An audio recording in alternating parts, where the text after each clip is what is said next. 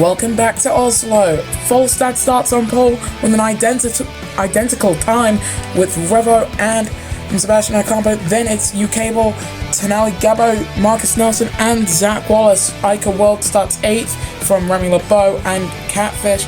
Then it's Babinus Jr. teammate Tommy and Daniel Bogdasarov. Hamanawawi starts 14th from Daf Sanchez and Pierre Gasly. Then it's Lawless Leclerc, Pablo Sierra, Ben Allen Lee, the Red Devil, and Not Q, and Zay Lane. Trying out a new way of serving penalties, and the top 3 all sit identical laps in qualifying. The Oslo Prix gets underway now, and that's a very even start from the front row men, and if I do say so myself watching on here. And look at that from Revo, he's actually dropped off of Volstad off the line, who is certainly way ahead of Ocampo and Revo as they come through the first chicane here in Norway on board of Ukable in its final season with the Gen 1 cars in the ERL Formula E Series, as he's looking to try and get himself up into second. He does! That's second place for Ukable. How has he managed that on the hards as they now swoop through this hairpin on board of Tonali Gabo as he's now into third.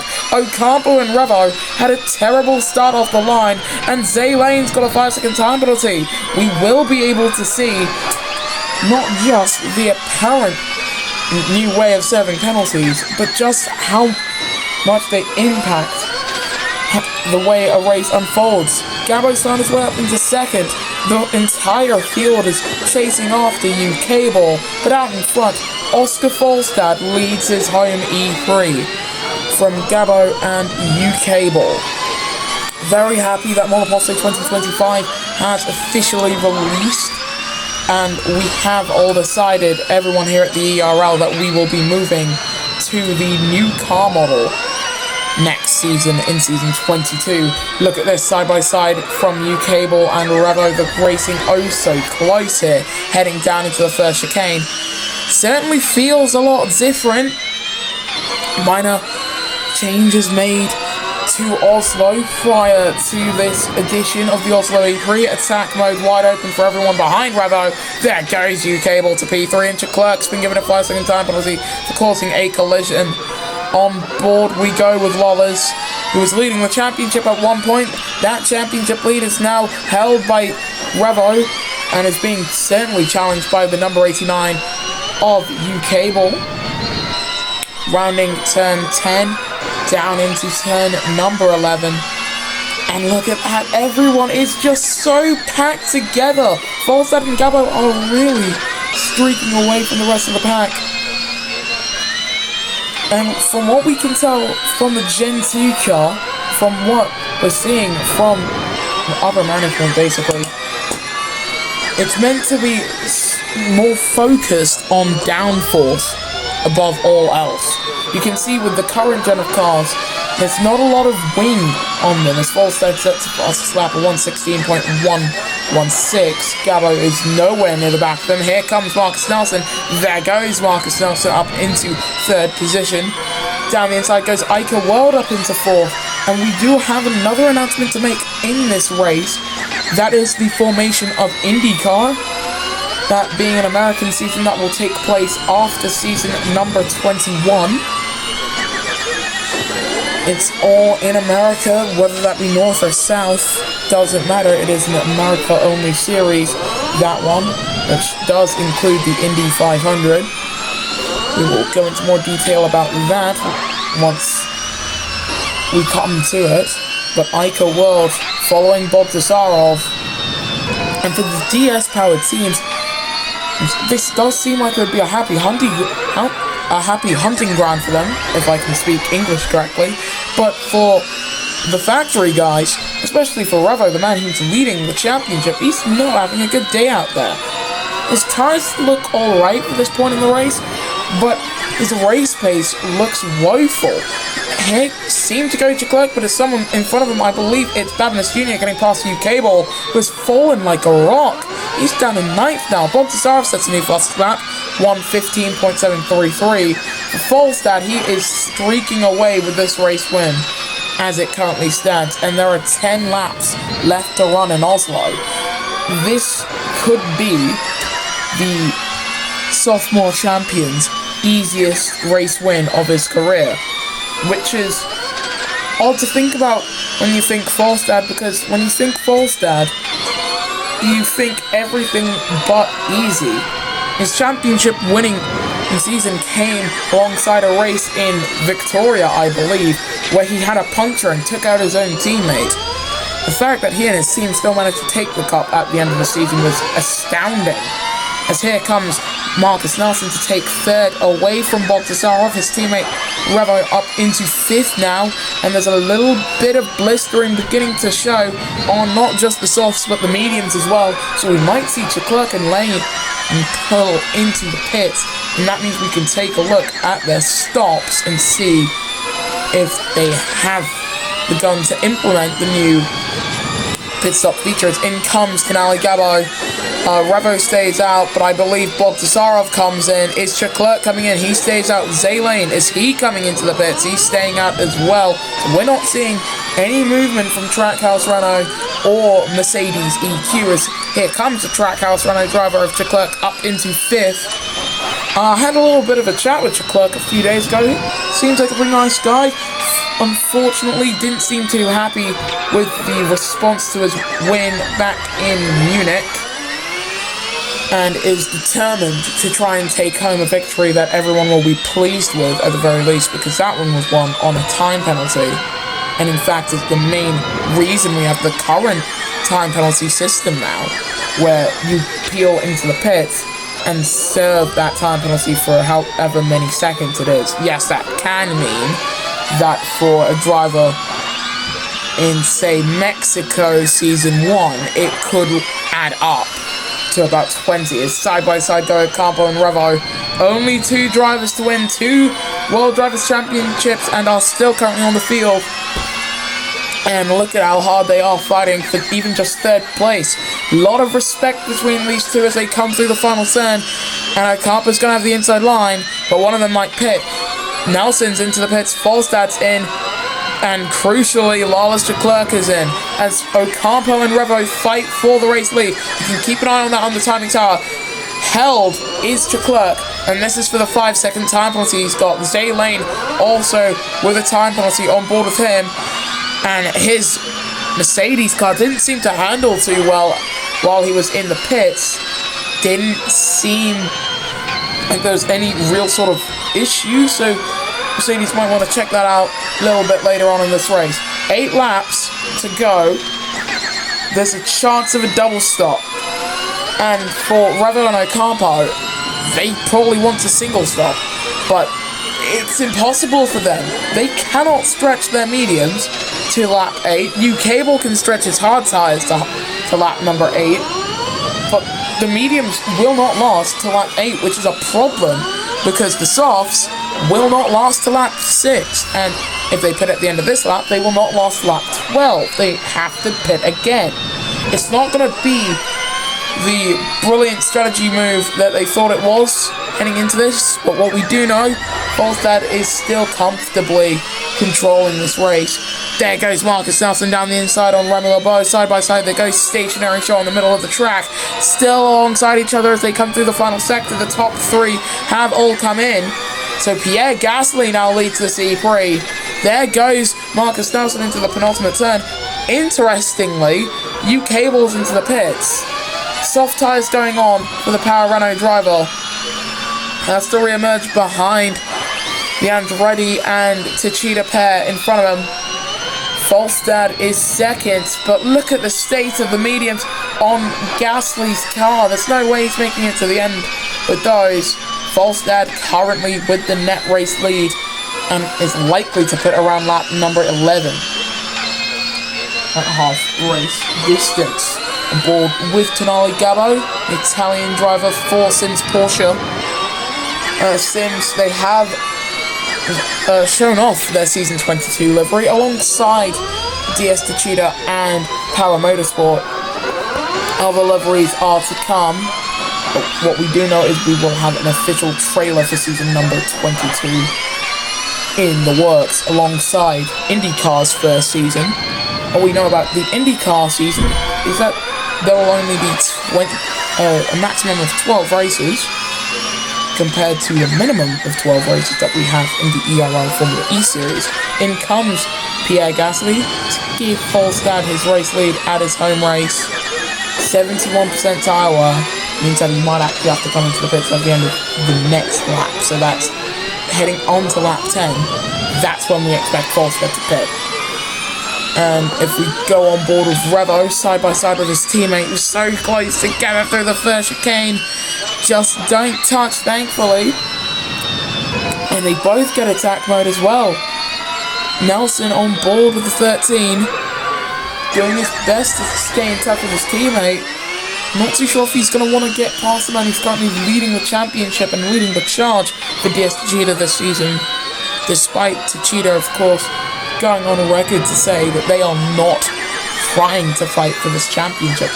They're still somehow, with Revo, doing a brilliant job with a car that is basically just a few minor tweaks and alterations to their Season 20 car.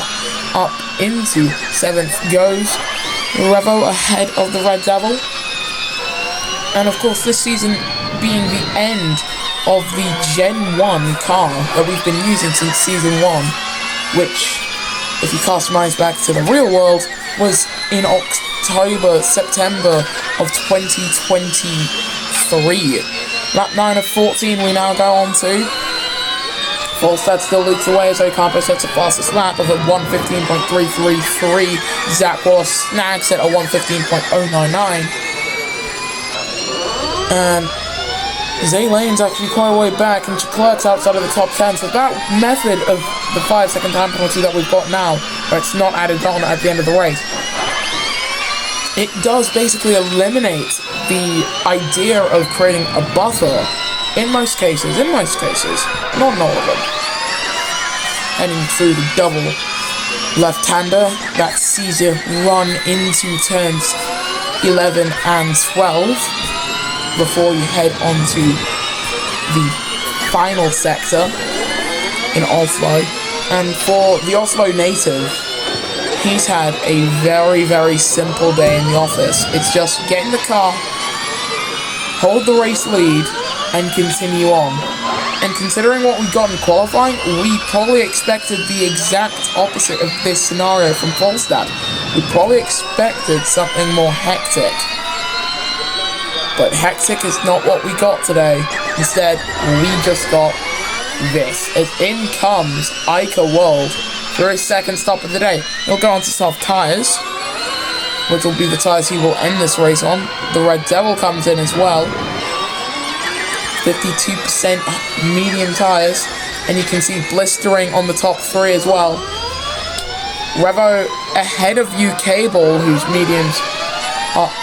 whose softs are beginning to blister as well. Same thing happening to Revo.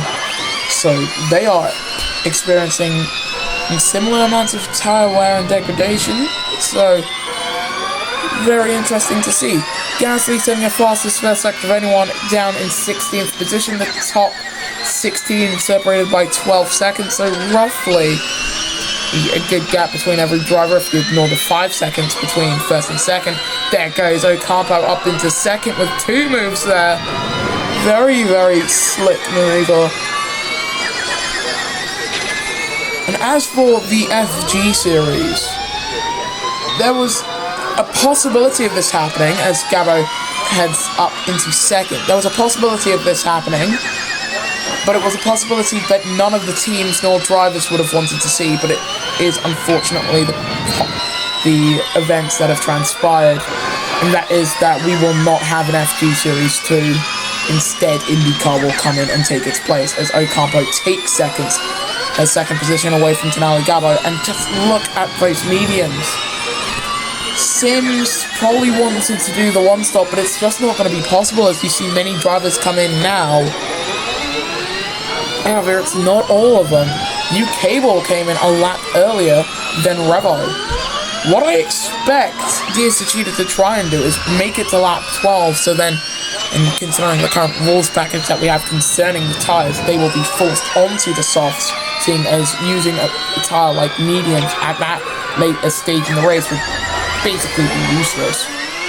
Attack mode not available for Revo. He's gonna succumb to his fellow countryman in Wallace while he's trying to attack his countryman in Tonali Gabo. There goes Zach Wallace, the least experienced Italian on the grid versus the most, as Gasly gets a time penalty for colliding with the back of Wallace Leclerc. He'll serve that in the pits for a second stop because his softs certainly aren't pristine. In comes Volstad, Ocampo, Gabo, and indeed Revo and Wallace. Look at that move from Zach Wallace. Wallace takes the lead in Oslo. So McLaren have gone from one of their drivers leading to the other. In comes Volstad. And Gasly's going to shuffle up the order as well to second. But where in all of this is the man closest to Volstad? I don't think Volstad's going to have too much of a challenge from anyone with fresh or even fresh-ish tyres. There's no one in front of him with fresh tyres. Volstad has had the class of the field all day. Considering the last regular season race in his home country was season 19, and he was the only retirement on that day with the closest ERL finish of all time, currently. I'm pretty sure that Volstad wanted to have a home race where, for him at the very least, it was cool and calm, and for everyone else who was watching it, quite boring, as he now takes fourth with attack mode and attack charge, coming through turn number 11. But for Volstad, he probably needed this. He needed a morale boost like that. And for all the other drivers right now, as we see Catfish fighting with Babinus Jr., I'm pretty sure Catfish and Babinus were teammates at one point, I believe. I can't think about it correctly. But we're on to lap 13 of 14, and you might want to take a look at this. Zach Wallace did not pit. Pierre Gasly did not pit. Volstad might have made a mistake. They might have made a mistake going for the two-stop, but at the same time, these soft tyres are not built to last this long. As here comes Volstad to take third. His teammate is currently leading his home race. Is it going to be Volstad who takes home victory at home? Or will it be Zach Wallace taking his first ever ERL race win? Because I don't think he took any in season 1 of the FG series, and there won't be a season 2. But he's got 22% tyre wear. He's gonna have to pit or risk a puncture come race end. Gasly should make it by the skin of his teeth. Zach Wallace has to do some real tyre management right now if he's not coming into the pits at the end of this lap. If Wallace stays out, he risks his own race. He's going to try and go for broke. This is certainly going to be a first career podium for Wallace, as down the inside goes Volstad, and Wallace has stayed out. On to the final lap of the Oslo Prix. Zach Wallace, from Italy, drops from Sims Motorsport after one season, not even a full season. It was 18 races as Wallace gets a track limits warning himself. 18 races, only 1 points finish. He's tripled that amount in season 21 so far. And Q further back with a track limits warning of his own at 12% tyre wear. 10% for Zach Wallace as his teammate sets a fastest first sector of anyone and is closing down on him at a rate of knots. This is going to come down to the final moments in Oslo. 7 tenths, 6 tenths. Volstad may not have attack mode or attack charge to use, but he's going to use something else that Wallace doesn't have, and that is traction out of corners. 6% tyre wear. This is going to be Wallace's first podium, surely, but it's going to be Volstad at the penultimate turn who takes the lead of his home race, and at long last can say he's done it. He rides the final turn. It's a second win in season number 21. Volstad takes Oslo, his home race, and it's a 1-2 for DS McLaren TGR. Bogdasarov will be classified as third as all the other drivers come across the line now. But for Wallace, what an attempt. What an attempt at a race win. And as for the new penalty system, I have to say myself, that seemed to work quite well. Because you can see with Leclerc down in 21st, and the other driver to get a penalty was Lane, dropped down to 22nd. It does punish the drivers seemingly a lot more fairly, so hopefully a Munich situation won't happen again. But this is the podium. It's a 1-2 for DS McLaren TGR. Wallace's first podium, Volstad's first win at home, with Bogdasarov completing the trio on the podium. Then it's Sebastian Ocampo, Ica World, Marcus Nelson, Pierre Gasly and teammate UK Ball. Then it's Sanchez and Catfish in 10th. Your non-scorers were Babinus Jr., Gabo, the Red Devil, Tommy behind Revo, then LeBeau, Enoch Yu, Pablo Sierra, Mohamed Nawawi, Ben Allen Lee, Lars Leclerc and Zay Lane. In the driver's standings, Sebastian Ocampo now leads from UK Ball and Revo. Then it's Volstad, Sierra, Catfish and Remy LeBeau, with Marcus Nelson in 8th. You got Leclerc currently in 9th, with Gasly in 10th. Following them is Tonali Gabo, the Red Devil, Ica World, Zach Wallace, Sanchez, Nawawi tied with Babinus Jr., then Lane, Bogdasarov, Alan Lee, Tommy and Enoch yet to score any points in the constructors' standings. Heading into the next round of the championship, DS Techeetah lead the way from Power Renault and DS Andretti. Then it's DS McLaren TGR and Sims Porsche DS. The top 5 contain 4 of the 5 DS powered teams. Then it's Kiro Renault, Trackhouse Renault and Renault E-Dams, Mercedes EQ, DS Venturi Formula E team and Nissan Nismo. We'll see you guys next time then when the ERL Formula E series returns.